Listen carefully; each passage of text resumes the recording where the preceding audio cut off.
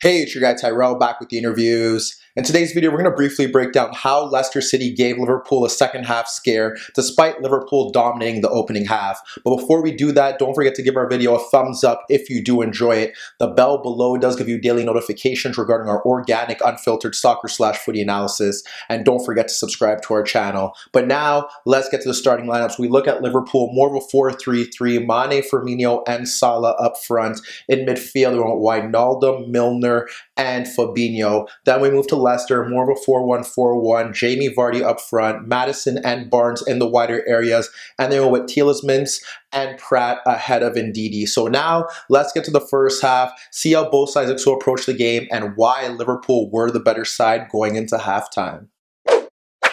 So when we break down Liverpool against Leicester, this was Leicester's opportunity to hand Liverpool their first drop points of the season. But when we do break it down, it was a game of two halves, where predominantly Liverpool dominating a good 65 minutes of the game, being the better side. And then because they were so wasteful and not taking advantage of the area where they could exploit Leicester were able to make tactical changes and get back into the game. So when we do look at the board, we have Liverpool here, 4-3-3. You have Leicester dropping off into a 4-1-4-1. And the question was how Leicester were going to be able to stop this Liverpool side. They dropped off into that 4-1-4-1. When they looked to press from the front, they obviously had the wide players stepping out to the fullbacks as they wanted. Then they would go with Pratt and Tielemans stepping out to the shuttlers, and initially they had Ndidi stepping out to Fabinho. As they dropped off a bit deeper, Fabinho did have more reins to get on the ball, and they had Liverpool's fullbacks pushing forward, and that was one of the key components here to Liverpool's success. But when we look at how they were initially set up, it was also to disrupt Leicester, because Leicester do rely on their fullbacks getting forward. They have, for the most part, their wider players tucking in Maddison and Barnes, and they do rely on Ricardo Pereira and Chilwell to step forward, which did force Klopp to kind of shift his front three. You had Salah going through the middle, and that's because 1v1 and with his back to goal, he does have the advantage over Soyuncu and over Evans. And the fact is, if those two fullbacks look to push forward, you can have Salah dart into those wider spaces in the channels to go 1v1 against Evans and against Soyuncu, and he would take that 1v1 battle and probably relish it. And then when you look at the fact that you have Chilwell and you have Pereira pushing forward, what happens here is that Firmino does offer you more of a defensive threat in terms of his pressing to ensure that Ricardo Pereira can't push forward, and Mane is able to track back, and we did see him do that on several occasions in that opening half. So that's why the front three was positioned that way and designed, and obviously they interchanged throughout the game, but that was pivotal. When we looked at how they were also set up was the fact that with the ball, Firmino does drop off a bit deeper and into narrow positions, and what that does do is the fact that when he drops off into those narrow positions, and Ndidi can't step to Fabinho because he has to worry about that threat, because if he does step, there is a pocket of space left for Firmino to pick up the ball. So Ndidi is tasked with that. And then with that being said, that does allow Robertson to push forward, and it does push Barnes back if he is tracking that run. On the opposite side, that is where Leicester had their issues. More so, they couldn't even play out of the back, because from goal kicks, when you look at it, you had Liverpool set out in their same position. You had Salah stepping out to the goalkeepers, you had Mane and you had Firmino blocking off the passing lanes from the center backs to the full backs, and even with Ndidi and Tielemans dropping off deeper, Schmeichel never really risked it. The first opportunity they had that chance to build out of the back, he punted it over. When you look at the second opportunity, he attempts to clip the ball over Mane, and what happens there now is that when the ball goes to Ricardo Pereira, Milner does shoot out, and although Ricardo does get by him, Milner recovers well and does win the ball back. We didn't see Leicester try to build out the back, and they struggled to create chances. And when you look at Liverpool, like I said, down the left-hand side, they had a ploy, but Robertson didn't really offer that much of a threat. It was down the right-hand side. That's because Maddison was often tucking in central to try and get on the ball, and there was space for Alexander-Arnold to push forward. The problem there is that, and they did do a good job in recovering, is that when that happens and Leicester does lose the ball, it did put work on Tielemans to push out two-step to Alexander-Arnold, and Maddison would try to recover his position and cover Wijnaldum. But as the game wore on and in different spells of it, you would see Alexander-Arnold push forward, and he was the key cog to what Liverpool were doing in that opening half. When we look to the first example, it's simply the ball switched out beyond Maddison, who is caught narrow, and it's Alexander-Arnold locating Mane, making the run off Chilwell. So he wraps the ball into that space, and when Mane picks up the ball in the right channel, his pullback is blocked off by Ndidi, who is tracking the run and ensuring that none of his crosses make it into the 6-yard box. Shortly after that, it's Fabinho dropping off a bit deeper. Again, Maddison caught in a narrow position, not tracking the run of Alexander-Arnold, who breaks forward and receives the long diagonal ball at the byline. This time, his cross cleared by Evans. Another opportunity where we do see a bit more work from Alexander-Arnold pushing forward, does see Leicester trying to press, and it was Maddison who was caught out of position trying to get onto Van Dijk, and we end up seeing Lovren on the ball, and Vardy presses him, but he plays the ball back to Adrian, who clips the ball over Lovren and Vardy for Alexander-Arnold. Maddison out of position, Tielemans tries to come across, Chilwell tries to track the run of Wijnaldum, who is dropping off, and then you have Mo Salah dart into that space where Alexander-Arnold wraps the ball around Tielemans. What happens there this time is that Söyüncü does come across and he makes a difference by clearing his lines. Söyüncü was doing a good job coming across, and Leicester were coping with that threat despite Maddison constantly being caught out of position. But finally, as the half wore on, Alexander-Arnold was making the difference, and it was shocking to see Leicester not, or Brendan Rodgers in particular, not finding another alternative to stop arguably Liverpool's most creative player in their starting lineup. So we look to the first opportunity that really raised alarm bells. It is Alexander-Arnold getting onto the ball, but it does stem from Robertson pressing Schmeichel, and he tries to clip the ball over Salah for Chilwell, but Salah does force Chilwell to nod the ball back to Alexander-Arnold in a deeper position. No Maddison in sight. You have Mane peeling off Pereira. You have Firmino looking to get in behind Evans, and Alexander-Arnold wraps a superb cross around the center box into the 6-yard box for Firmino, but he just can't guide the effort on goal, and that was arguably Liverpool's best chance prior to the goal. And we look to the final opportunity. Again, what we end up seeing here is Fabinho dropping off deep, and he clips the diagonal ball over Maddison for Alexander-Arnold. This time, opposed to delivering a cross into the box, he sees Salah checking in, and Salah checks in ahead of the center backs and backs into Evans, where he tees up Milner, making a run off Pratt, but Milner fires his shot over the net.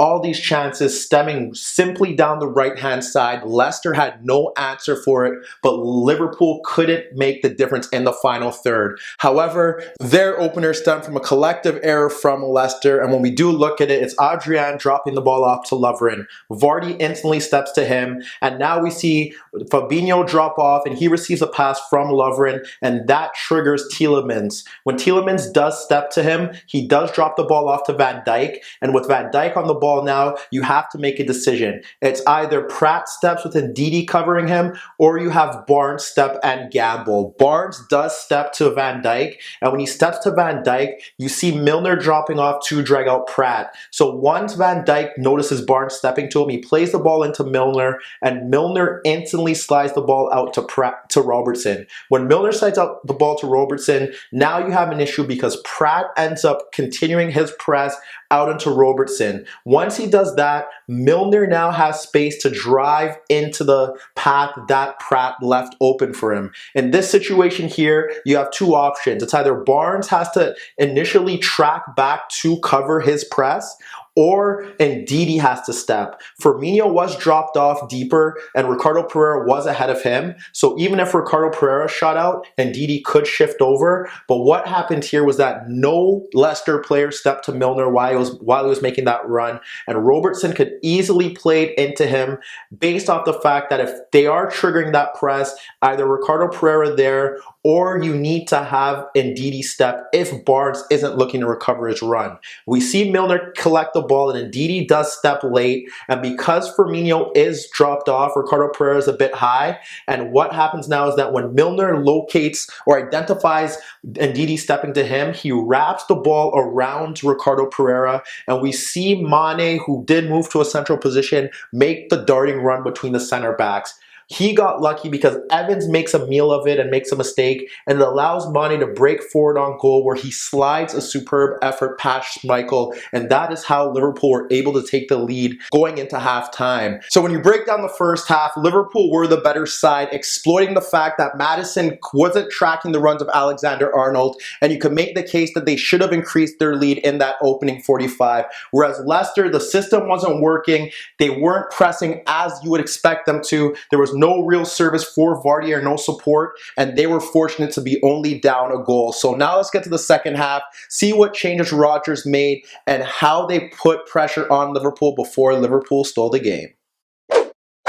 So when we move to the second half, we did see Leicester make a change, bringing on Albrighton for Barnes. And the reason why they were probably doing this was to ensure that they had more cover on Robertson pushing forward. He does offer you width, and it's a supply line to Jamie Vardy because when he gets on the ball, he's able to deliver crosses into the box or in behind the Liverpool backline for Vardy to run onto. However, Leicester were still encountering the same issues with the fullbacks, and that was the biggest problem. They did exploit Maddison once again. First, we have James Milner dropping off into a deeper position beyond half ahead of Albrighton, and we have Maddison caught in a narrow area. What happens here now is that you have Mane drifting centrally and dragging out Chilwell, and now there's space for Arnold to attack. The diagonal ball is clipped out to Arnold, and eventually he does run at Chilwell, who does shift over, and when he plays a low cross into the box, it does deflect off Soyuncu, and it falls to Mo Salah, who pokes an effort on goal that Schmeichel is able to push away. But once again, Maddison caught narrow, Arnold pushes forward, and Liverpool create a chance. Shortly after that, we have Van Dijk winning a Johnny Evans clearance from his box into Liverpool's half, and he nods the ball into Alexander-Arnold. How is he able to do that? Well, what happens here is that you have Maddison tucking in near Fabinho, and that does allow space again for Arnold to break forward. We do see Tielemans come across. We have Mane ahead of Chilwell. We have Salah looking to run off Ricardo Pereira. And then we have Firmino making a darting run beyond Ndidi, who's shouting at the center backs to pick him up. However, Arnold plays the ball into Firmino, who does receive it ahead of the center backs, and he ends up cutting to the right in right half space across the Soyuncu, but he drags his shot wide of the net. But again, no Maddison in that space. Although Tielemans comes across, Arnold's able to put his teammates into a position where they should score, and they nearly do. The final example that we're going to look at that does stem through the Liverpool fullbacks is through Robertson. We have Tielemans breaking forward and trying to peel a pass into Albrighton that's making a run off Milner, who was recovering his position for Robertson. And however, Van Dijk does get across, wins the ball, slides it out to Robertson, and what he's able to do there is locate Firmino dropping off ahead of Pratt. When he plays the ball into Firmino, it does drag out Tielemans, and he plays the ball back to Robertson, who takes his touch across Ricardo Pereira and plays a 1-2 at Mo Salah ahead of Johnny Evans to get that ball free in left half space. But when he fires a shot on goal, it's right at Schmeichel, and he's able to clear it. That's how Liverpool were able to get their chances at the start of the second half, and you could say that they were guilty of not building their lead, and Leicester eventually grew into the game. What did Leicester do different? Well, they often had now Maddison constantly drifting into central positions, and when he did receive the ball on either side of Fabinho, we would have Tielemans make that darting run into that left space to occupy that channel for him. However, when we look at the way that they were able to create their chances, some of it stemmed through Albrighton. A lot of it did stem through the fact that Maddison was able to get into good areas. But when we look to the first opportunity, it is Schmeichel rolling out the ball to Pratt, dropping off a bit deeper, and that does drag out Milner. And what we see here is Albrighton dropping off Robertson to get on the ball. Albrighton from beyond half locates Vardy making a run in between Alexander-Arnold and in between Lovren, and he wraps across in between the center backs for Vardy to pick it up. But his chested first touch is a bit heavy, and it allows Adrian to get onto the ball and smother it. Great opportunity. You see Albrighton getting involved, and that's something that he offers to you that is different from Barnes. Shortly after that, we see Maddison's impact, and what happens here is that Evans is pressed by Firmino, and he ends up clipping the ball over Mane for Chilwell. Now with Chilwell on the ball and Mane out of the game, that forces Wijnaldum to step. What happens here is that Maddison occupies a narrow position somewhat ahead of Lovren, and when Chilwell gets the ball, Arnold is stepping, Wijnaldum is stepping, but they both get split, and you have Maddison pick up the ball between the lines. You have Arnold step to him, and he takes his first touch across Arnold, and he ends up splitting Arnold and Lovren for Vardy making the run in between the center backs and dragging out Van Dijk. Vardy does locate Pratt breaking into the box, but James Milner does a great recovery tracking job, and he clears the lines to ensure that Leicester aren't able to equalize. When you see that and you see Liverpool, they slowly start to switch off out in the wider areas, and it became an open game. Although they did get into good positions, they were wasteful in the final third, unable to find that final pass, somewhat similar to the issues that they encountered against Napoli when they were able to break, but just not able to test the goalkeeper. And with Firmino, Mane, and Salah slowly unable to close down wider areas, that was a problem that Liverpool had as they slowly dropped off into more of a 4-5-1. That's when Rodgers did move to more of a 4-3-1-2 diamond. It did see Maddison now move into more of a narrow central position ahead of Fabinho, and now you had Ayoze Perez and Jamie Vardy occupying the center backs. In the wider areas, they combated that with Tielemans, and they had Albrighton moving out into wider areas when the ball was shifted out to Alexander-Arnold and Robertson, and they coped much better. The diamond also put pressure on Liverpool because they slowly saw that Mane and Firmino out in the wider areas weren't tracking runs, and it was more so Firmino who was getting caught in narrow positions that allowed Chilwell the space to push forward, and now you had the midfield battle set, so he had the freedom to run at Alexander-Arnold, and it was like a role reversal from the first half. However, Chilwell's crosses from the left were poor, and that didn't lead to any genuine goal-scoring opportunities, but it did have Leicester with an outlet to push forward, and it gave them a route to goal. And we saw that initially when Ricardo Pereira was pressed by Mane, and all Ricardo did was switch the ball out into the path of Chilwell. Now you have Arnold who has to step, and you saw Ayoze Perez make a run in between Fabinho, who did drop off a bit deeper, and Lovren into that left channel. Fabinho did track him. Although that opening didn't lead to a goal-scoring opportunity, it just showed the difference in Leicester's approach now with a second player closer to Vardy. It ensures that it pulls a Liverpool defender out of position with the movement, and it gives Vardy more of a chance to isolate a center back in a 1v1 battle. Klopp did identify that Liverpool were suffering down that left-hand side, and it did lead to changes. He brought on Henderson for more energy in replacement for Wijnaldum, and he brought on Origi, pushed Mane out to the right, and Origi was on the left-hand side. But even then, Leicester were able to equalize. How are they able to do that? When we look at the goal, it highlights the significance of Rodgers' system change and his substitutions. It's Evans switching the ball out to Ricardo, and he locates Albrighton dropping off beyond half once again to receive the ball, and it pulls out Milner. What we end up seeing here is Ayoze and James Maddison switch positions, and Ayoze drops to the left of Fabinho where Albrighton fizzes the ball into him. His first touch is great because he takes it away from Fabinho, and he's able to poke the ball in between Van Dijk and Robertson for Maddison, making a darting run in between the center backs. The pass is just across Van Dijk, and when Maddison makes the run, he instantly hits it first time past Adrian to help Leicester equalize. We did see Chowdhury come on for Maddison and Tielemans, end up moving to the number 10 role, but nothing really changed in those final 10 minutes. Liverpool pushed ahead. Salah got Chowdhury booked like he did get the Leicester center backs booked, with his ability to break in behind and his ability to hold them off and shrug off challenges. However, Liverpool were fortunate that Albrighton made a mistake in injury time to foul Mane, and James Milner was able to convert. But when you break down the game as a whole, Liverpool the better side in the first half. Alexander-Arnold exploiting James Maddison's inability to track him, creating several chances, but Liverpool never converted. And even in the second half, Rodgers didn't really change his system, and Arnold and Robertson created chances for Liverpool that possibly should have put the game out of sight. Their energy levels dipped. Rodgers' system change did work in Leicester's favor. They were able to get back into the game, and one mistake, unfortunately, saw them drop 2 points and ensured that Liverpool remained perfect. But let me know what you guys think.